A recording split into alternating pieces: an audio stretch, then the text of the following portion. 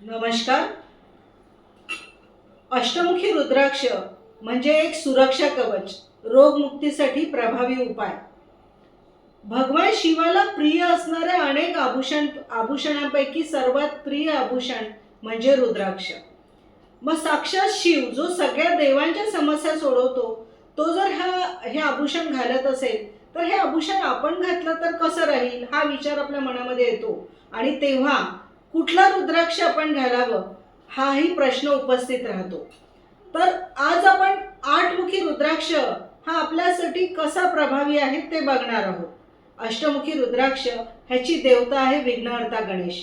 विघ्नहर्ता गणेश म्हटलं की बुद्धी आहे, शक्ती आहे, मग एक सुरक्षा कवच आहे. तर अष्टमुखी रुद्राक्ष शिकणाऱ्या मुलांना चुकीच्या गोष्टीपासून दूर राहण्यासाठी अतिशय उपयोगी आहे. त्यानंतर अष्टमुखी रुद्राक्ष एक सुरक्षा कवच म्हणून प्रत्येक व्यक्तीसाठी उत्तम आहे.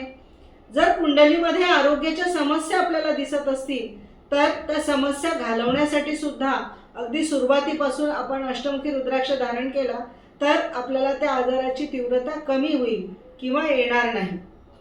ह्याशिवाय अष्टमुखी रुद्राक्ष हा जर गर्भवती लेडीज आहे आणि वारंवार त्यांना जर प्रॉब्लेम असतील की गर्भपात होत असतील तर एक सुरक्षा कवच म्हणून सुद्धा अष्टमुखी रुद्राक्ष माझ्या आजवरच्या 25 वर्षापासूनच्या प्रॅक्टिसमध्ये अनेक केसेसमध्ये मी अनुभवलं आहे की त्याचा खूप चांगला परिणाम आपल्याला जाणवतो.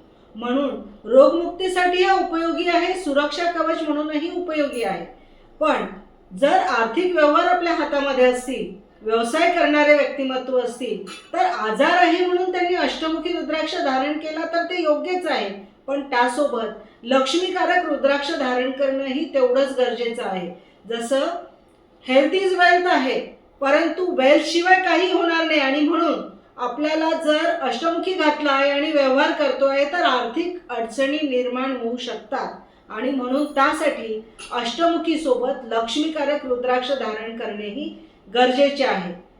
मग हे लक्ष्मीकारक रुद्राक्ष कोणते आहेत ते आपण बघूया आपल्या पुढच्या व्हिडिओमध्ये.